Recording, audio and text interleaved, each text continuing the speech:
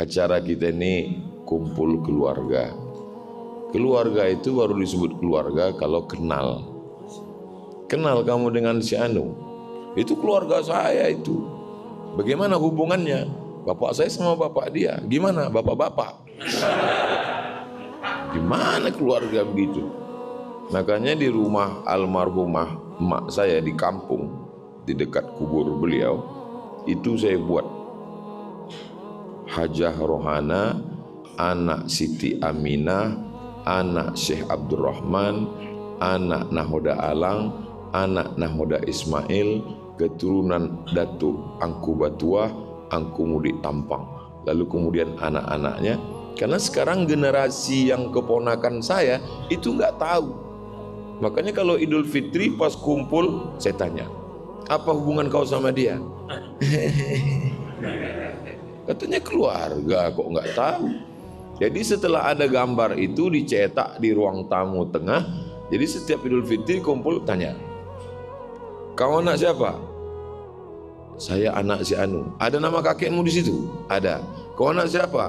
Anak si Anu. Ada gambar nomor nenekmu di situ? Ada. Lalu hubungan kau dengan dia bagaimana? Oh, dia sudah bisa bilang oh, itu udah mantap. Jadi keluarga itu mesti kenal. Nah sekarang ini apakah kita ini sudah kenal? Tak kenal maka tak sayang, tak sayang maka tak ngutang. Coba ketik di Google Kapolres diskotik. Coba tuh, saya udah ngetes tadi. Kapolres diskotik, keluar berita. Profil Kapolres yang berani menutup diskotik. Tribun Jawa Timur, Muhammad Najib. Kapolresta Makassar. Kita doakan beliau istiqomah, panjang umur, sehat. Muhammad artinya terpuji, Najib terpilih. Muhammad Najib terpuji dan terpilih menjadi Kapolresta Makassar. Jawa, Kalimantan, Sumatera dengan Makassar beda guys. Beda guys. Jadi kalau menjadi Kapolresta di Makassar, insya Allah di tempat lain akan lulus, akan mudah insya Allah. Kenapa begitu Pak Ustadz? Pahami sendiri, baca sendiri, ngerti sendiri.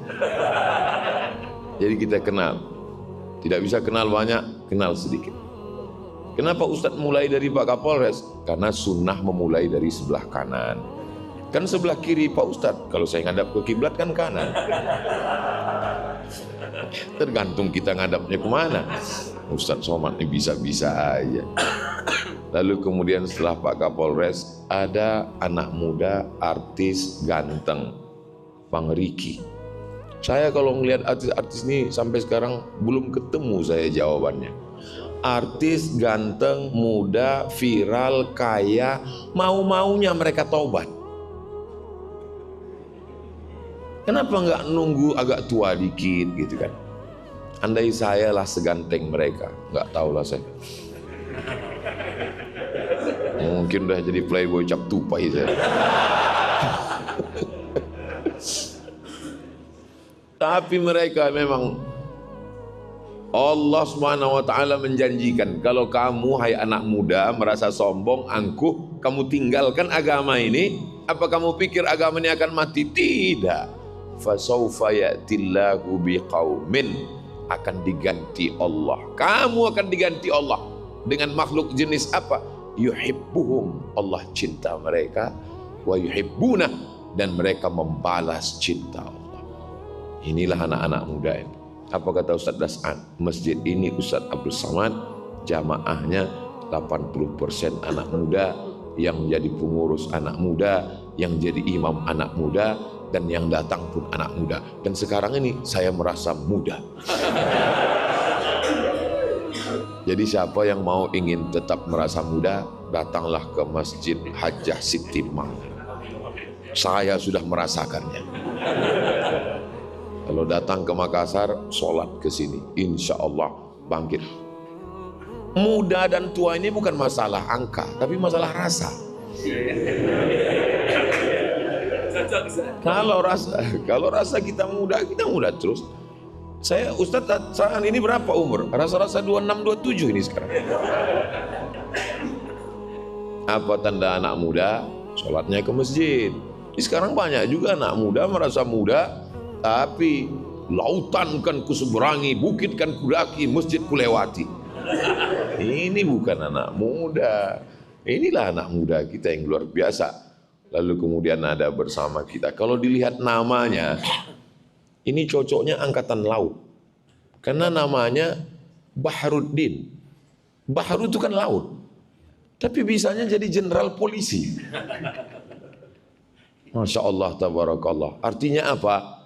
Kalau yang di laut aja naik ke darat bisa jadi jenderal, apalagi kalau dia balik ke laut. Biasanya ya, biasa kalau yang di air itu naik ke darat itu nggak ada yang baik, jahat semua. Contohnya lintah darat.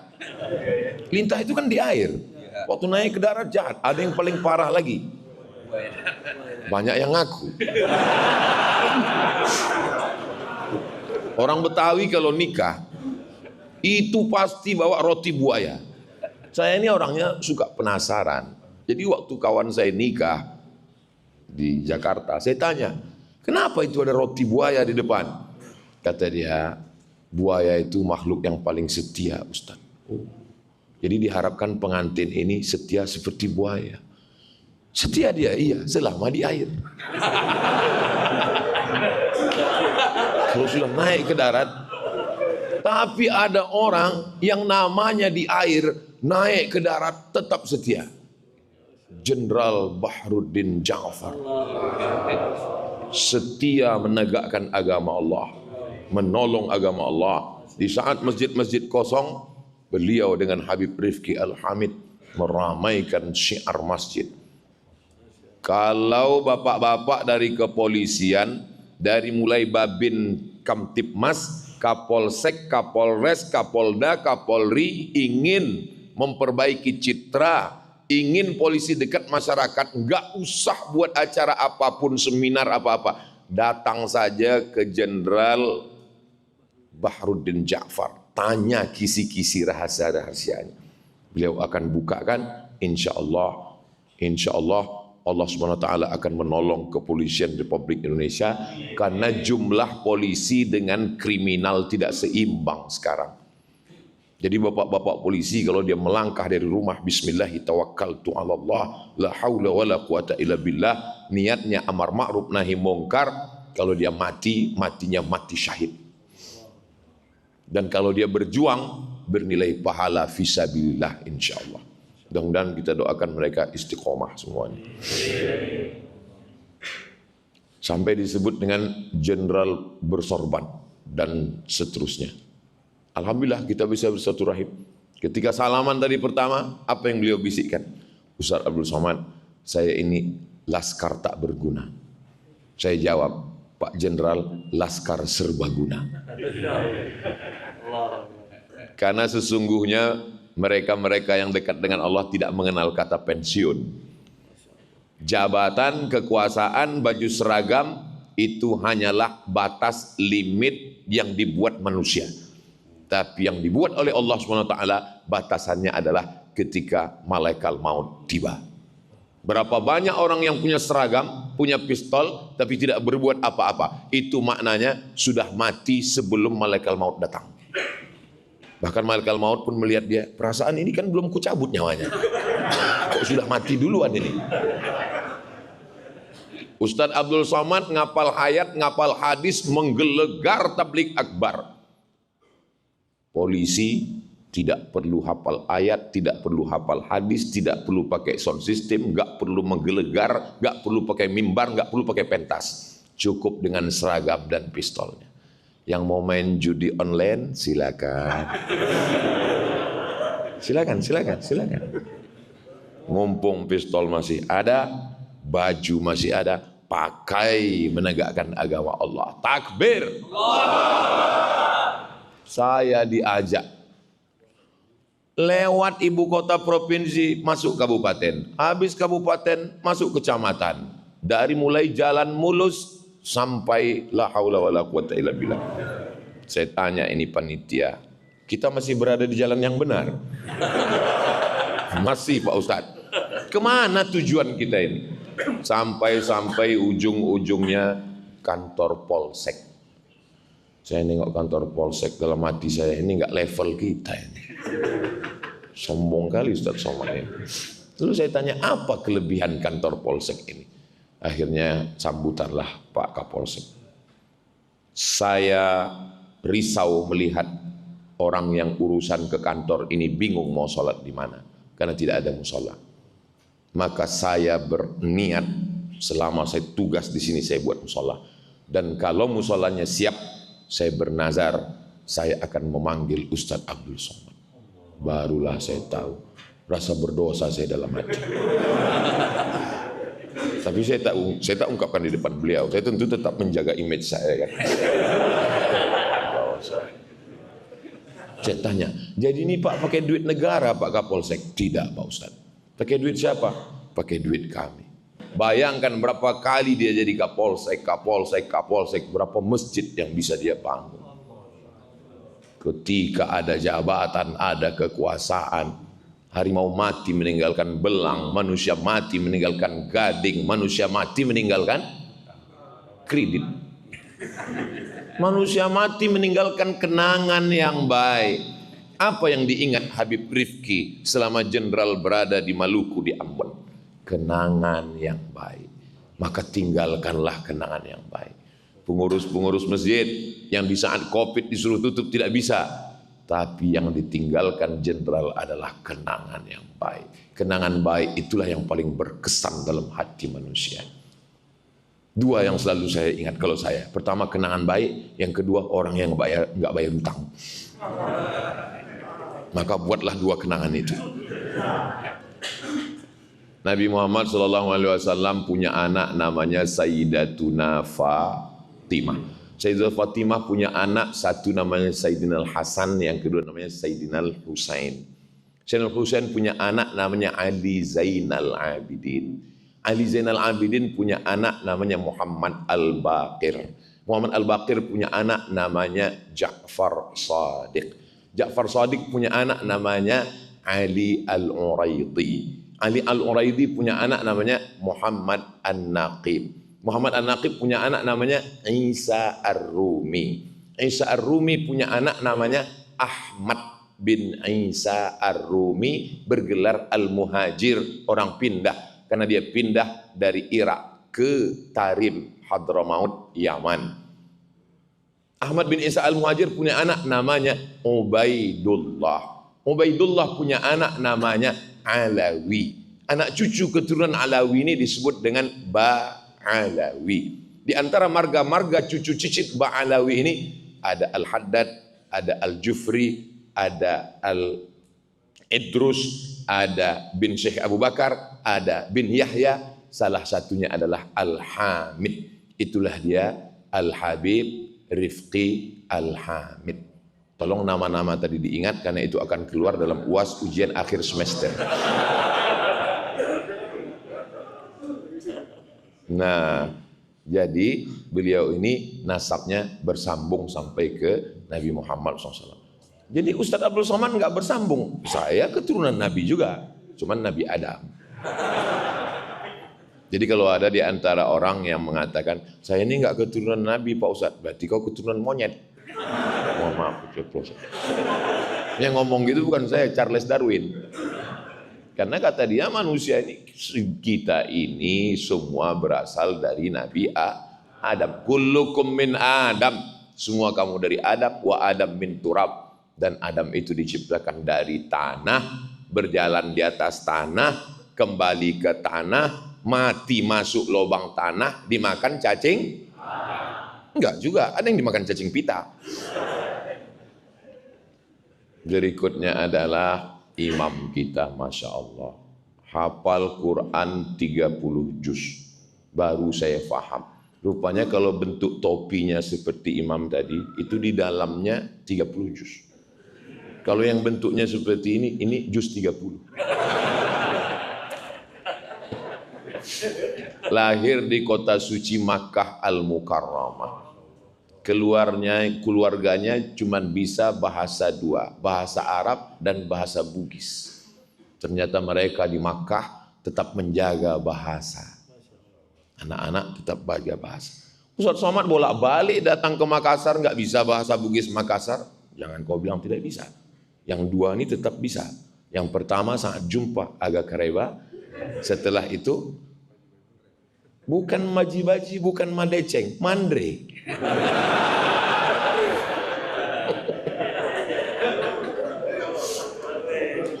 Nah, sesuatu yang paling saya sesali, kalau bolehlah menyesal kembali ke masa lalu. Kenapa di Mesir dulu tidak belajar bahasa Bugis Makassar dengan Ustadz Bunyamin? Kenapa saya tak belajar bahasa Bugis Makassar dengan Ustadz Hasbi? Kalau bisa, sekarang ini kan saya lancar bahasa itulah. Maka saudaraku di mana? Kenapa Ustaz nggak belajar bahasa Bugis? Karena tidak pernah terpikir di kepalaku bahwa aku akan datang ke Makassar. Siapa sangka Ustaz Somad akan viral?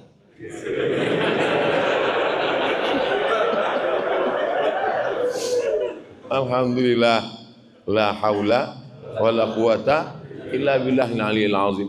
Saya betul-betul menikmati bacaan imam tadi, ya Allah. Terutama Al-Fatihahnya yang di rakaat kedua. Tolong kalau tadi ada rekamannya, saya minta Al-Fatihah rakaat kedua, minta kirimkan ke tim UAS. Saya mau dengar ulang, saya mau bawa, saya mau tes nanti. Walaupun saya yakin nggak bisa terlalu mirip, tapi paling tidak mendekati. Jadilah.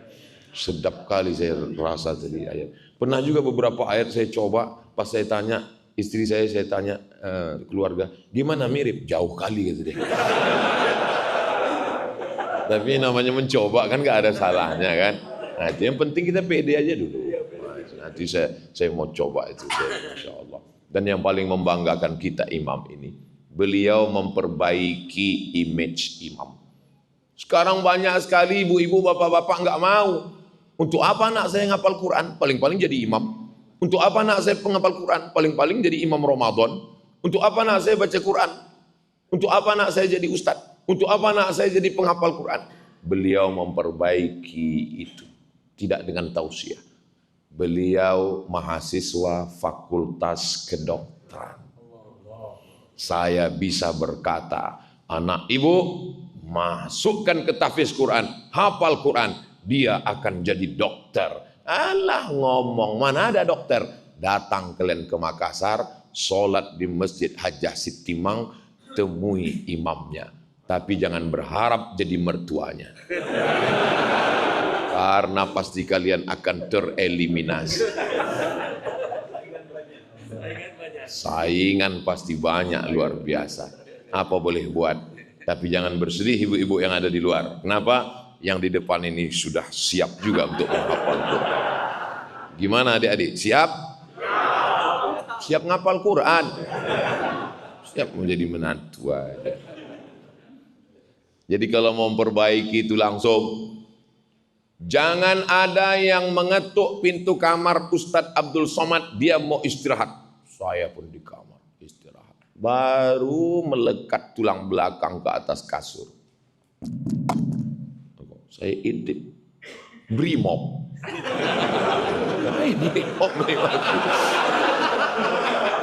Saya buka pintu. Ada apa Pak Brimob? Aku adik kelasmu di pesantren bang. Allah, saya peluk dia langsung saya foto. Adik kelas tamat pesantren. Si Anu dulu, si Anu. Biasanya kita kalau punya kawan itu kan yang terbandel. Ada dulu yang terbandel, selalu ditangkap mentuo. Mentuo itu judi pakai. Sampai ditangkap sama kiai, dibotak, nggak tumbuh-tumbuh rambut. Entah apa dibacakan kiai itu. Nggak tahu sekarang mungkin udah tumbuh. Jadi saya ingat, si Anu dulu yang selalu ditangkap, mana dia sekarang? Dia lulus polisi juga bang. Di mana? Di Mabes sekarang. Nama nggak boleh sebut, menjaga kode etik. Ternyata santri bisa jadi polisi. Turun naik pesawat, mendarat, landing. Dari kejauhan saya lihat tentara gagah tegap berdiri. Begitu udah dekat, ketua kelas saya di pondok dulu. Apa kabar Mat? Kata dia. Yang lain manggil Al Ustadz Al Mukarram Profesor Doktor dia. Apa kabar Mat? Kata dia.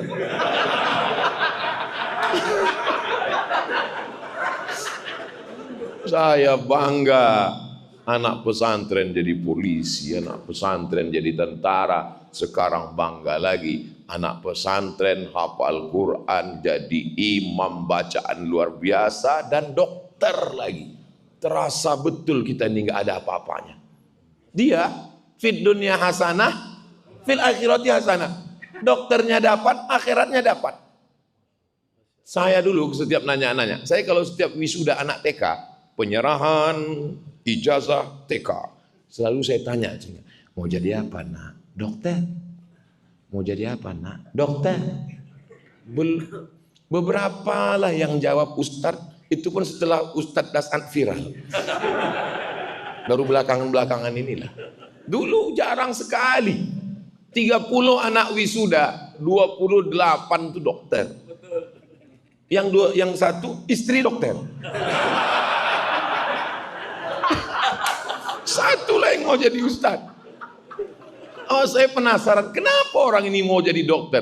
Setelah saya ceramah di IDI, Ikatan Dokter Indonesia, barulah saya tahu. Dokter ini, martilnya kecil aja. Beda sama tukang, mohon maaf tukang, jangan kesini. Tukang itu martilnya besar, buang. Dokter martilnya kecil. Sebesar ini, dipukulkan ke lutut. Mohon maaf, ada kesalahan di lutut. Biar apa? 20 juta. Itu baru pukul 2 kali. Baru 2 kali pukul. Tuk tuk. Baru 2 kali. Makanya yang sakit itu berharap jangan sampai dia pukul ketiga.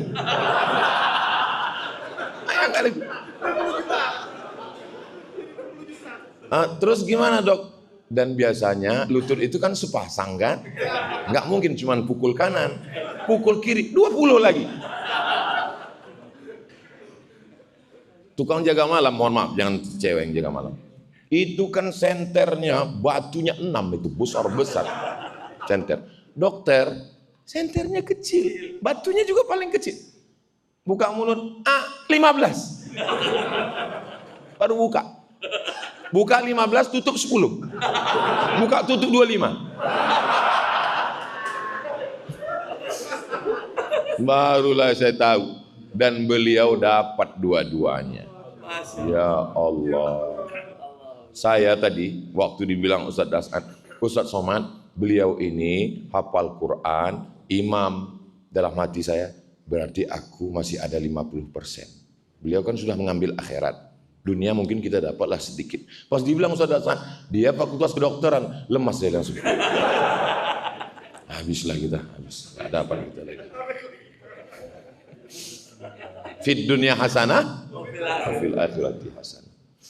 Saya sebetulnya sekarang ini sedang menghibur diri saya. Karena kalau saya ikutkan ucapan Ustadz Dasant, saya ikutkan ucapan Ustadz Lukman. Kalau Ustadz Dasant nangis, Ustadz Lukman nangis, saya menangis juga. Apalah akhirnya jadinya kita ini? Itu maka saya sedang berusaha supaya saya ini jangan nangis, itu maksudnya. Itu maksudnya. Makanya saya sedang menghibur diri saya ini. Jangan kalian sangka saya sedang menghibur kalian. Saya bukan laki-laki penghibur. Saya sedang membahagiakan diri saya. Saya terbang dari Pekanbaru ke Jakarta, dari Jakarta ke Makassar untuk menghilangkan kemurungan, kesusahan hati saya. Dibawa oleh Ustadz Hasbi semalam ke tempat membanting kemurungan. Banti murung. Maka siapapun saudaraku dari Sabang sampai Papua yang merasa murung, banting kemurungan kalian ke Banti murung. Jangan lupa ajak saya. Tapi sampai hari ini mereka mengajak bercerita tentang ibu. Saya paling pantang cerita tentang ibu. Tak tahan saya kalau sudah cerita ibu. Apa yang saya rasakan sekarang? Kata-kata ini mungkin kekufuran. Mungkin na'udzubillah. Na'udzubillah, na'udzubillah. Allah tidak adil. Allah maha adil. Tapi bagi saya, kenapa Ustadz Dasant kalau dia pulang ceramah, Dia masih bisa cium ibunya. Dia masih bisa potongkan kuku. Dia masih peluk. Saya kalau pulang, ibu saya tak ada. Untung ada ibu si Sami. Ibu anak saya misalnya. Ustaz Dasan ibunya masih ada, dia bangunkan masjid. Ibunya bisa sholat di sini. Ibunya bisa melihat lampu Masjid Nabawi. Ibunya bisa senang sholat di tempat yang sejuk. Karpetnya bagus. Ibu saya tidak sempat. Saya semalam dikasih cincin oleh Ikatan Cendekiawan Alumni Timur Tengah. 2 cincinnya saya pakai. Biasanya saya kalau dapat cincin, saya pulang, saya buka itu, saya pasangkan ke tangan ibu. Dia akan senang sekali. Oh cantik cincin kau ya. Tapi sekarang, kemana saya pasangkan? Semua cincin-cincin saya itu pernah dipasang di tangannya, dipasangnya senang hati saya. Selalu dalam hati itu berkalau. Kalaulah dulu ku bawa ke Makassar, kalau dulu ku bawa jalan-jalan ke Brunei, kalau dulu ku bawa. Tak bisa. Risau hati tak tahu kemana dialamatkan. Ya salah Ustadz sendiri. Waktu hidupnya kenapa tidak Ustadz bahagiakan? Saya bahagiakan. Aku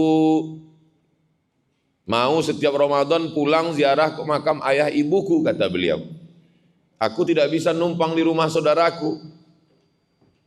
Berapa kalau buat rumah, Mak? Ya 50 juta cukuplah, kata dia. Dalam pikiran saya, gimana rumah 50 juta?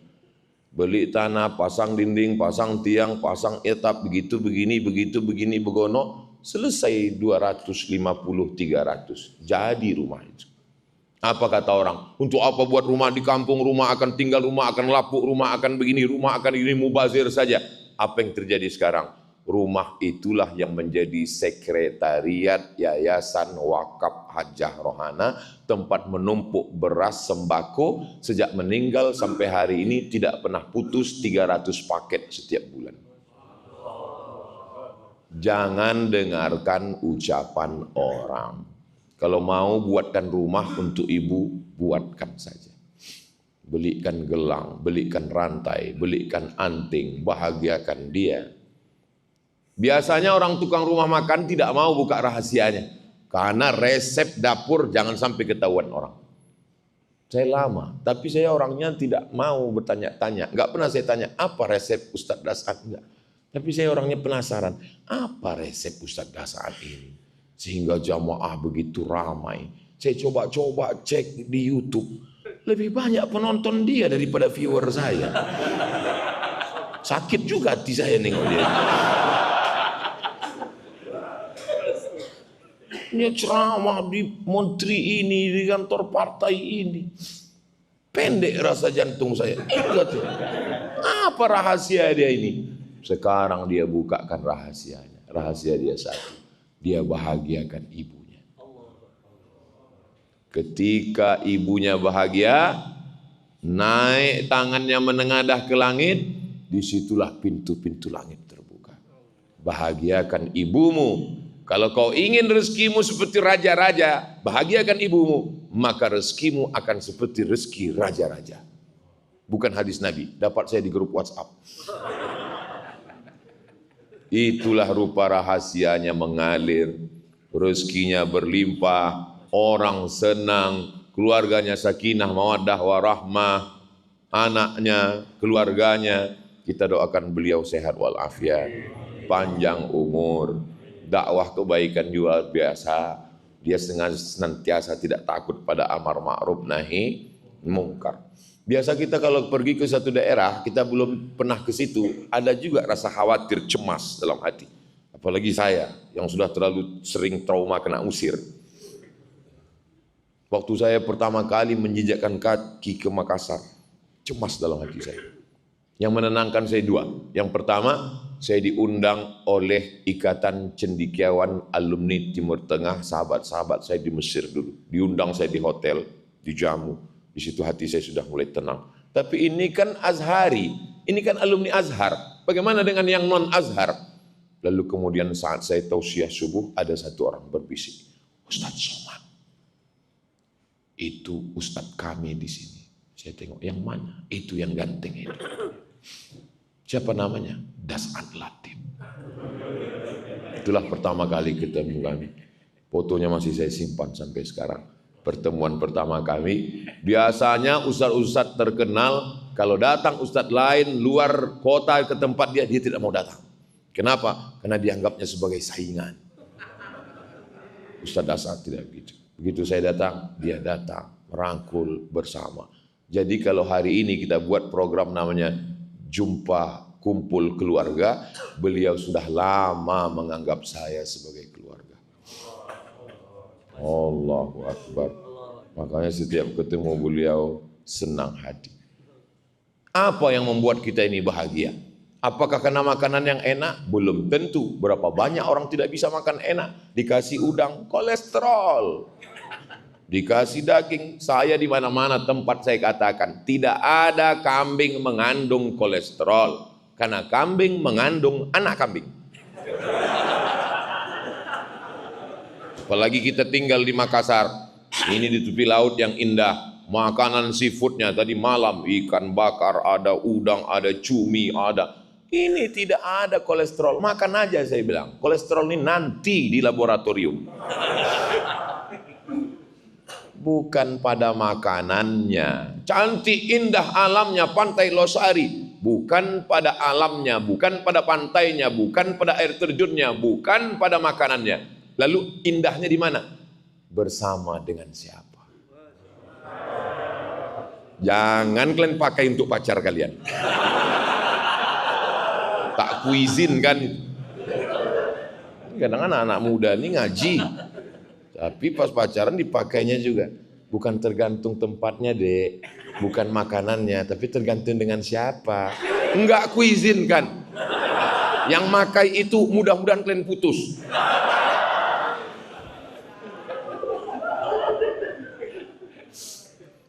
Tak terasa saya tadi jam 7 berdiri, sekarang sudah jam 7.40. Saya tidak tahu siasat, saya tidak ceramah, saya hanya sekedar mengungkapkan, meluahkan isi hati saya. Saya berangkat dari kampung hari Jumat, malam Sabtu, malam Ahad, malam Senin, ini Senin, tadi langsung check out dan ini menuju bandara. Inilah tausiah yang terakhir. Jadi habis ini Ustaz mati. Why not? Mati itu nggak usah takut, karena yang takut juga mati. Yang nggak takut mati. Ini banyak sekarang orang berdoa, ya Allah jangan matikan dulu, aku belum siap ya Allah. Memangnya malaikat maut kalau datang nanya dulu, kau udah siap? Terus kau bilang jawab, aku belum. Oh, kalau gitu aku ke rumah yang udah siap dulu ya. Mau siap, mau tak siap, kau akan mati. Yang siap mati, yang tak siap lebih cepat. Keberanian tidak membuatmu cepat mati, ketakutan tidak membuatmu lambat mati. Berapa banyak orang yang berani tidak mati. Pak Jenderal Baharudin Ja'far berani tidak mati. Bahkan mungkin sesama beliau dulu banyak yang ketakutan, belum pensiun udah mati. Berapa banyak dokter-dokter yang memvonis jamaah. Saya ketemu dengan ketua masjid, Ustadz Somad, saya sudah divonis 2 bulan lagi mati Pak Ustadz. Terus udah 2 tahun Pak Ustadz, nggak mati-mati. Dokter yang memvonis udah mati duluan. Jangan pernah takut mati, karena kita semua akan mati, tapi persiapkanlah bekal setelah mati. Doakan Ustadz Somad mati husnul khatimah. Jadi Ustadz ceramah kemarin di Kalimantan Utara, ya. Habis Kalimantan Utara, Sulawesi Selatan, ya. Habis ini kemana lagi? Nggak tahu entah kemana jadwal ini. Terus Ustadz berhenti tausiah ini kapan? Hidup ini cuma nunggu malaikat maut datang. Kesana kemari, begitu dia datang, ya udah berhenti. Jangan lagi berjalan. Apa pesan Ustadz Das'ad ke saya? Ustadz Somad, selama ada orang berkumpul, ceramahlah. Selama masyarakat sudah datang berkumpul, tausiahlah. Sampaikanlah ayat Allah. Karena sampai masanya nanti orang berkumpul, tapi kau tak bisa menyampaikan. Dan ada masanya kau siap menyampaikan, tapi orang sudah tidak mau berkumpul. Makanya sejak mendengar itu, setiap nampak saya orang, tausiah saya. Walaupun bukan jadwal saya. Berapa banyak? Asal sudah ketemu, kumpul, saya sampaikan. Orang banyak, ini kan bukan jadwal Ustadz. Karena pesan Ustadz Hasan Latif, asal nampak orang berkumpul, sampaikan. Siap, saya bilang. Jadi sebetulnya beliau berapa kali bilang tadi, guru saya. Sebetulnya saya yang banyak mengambil inspirasi dari beliau. Termasuk cerita, kemarin datanglah dari Kementerian Pekerjaan Raya. Kalau di tempat kita PU. Nah, kebetulan datang Dirjen PU-nya Malaysia bersama Konsulat Jenderal Malaysia di Pekanbaru. 30 orang datang ke rumah. Saya bingung, apa ayat yang cocok? Ingat saya Ustadz Das'an. Lalu saya bilang, saya sampaikan di situ, tapi tentu dengan gaya yang di Riau lah kan. Untuk saya coba pakai gaya Makassar, udah saya coba, nggak mirip. Saya bilang yang saya hormati Bapak Dirjen Pekerjaan Raya, Pekerjaan Umum di Malaysia. Jadi penghuni surga dan penghuni neraka itu ingin dihubungkan. Maka malaikat pun mengatakan, tolong penghuni surga kalian buat jembatan, tolong penghuni neraka kalian buat jembatan. Nanti akan ketemu antara surga dan neraka. Akhirnya setelah dievaluasi beberapa hari, ternyata jembatan yang dari surga lama sekali, nggak jadi-jadi. Tapi jembatan yang dari neraka langsung jadi. Terus orang Malaysia ini nanya, kenapa begitu Pak Ustaz? Karena orang pekerjaan raya PU ini banyak di neraka. Saya tengok mereka tersenyum, cuman senyumnya agak pahit saya lihat. Tapi di ujung saya bilang, ini tolong pakcik-pakcik, encik-encik, tuan-tuan, puan-puan, jangan marah ke saya. Ini dari Ustadz Das'an Latif, kata saya.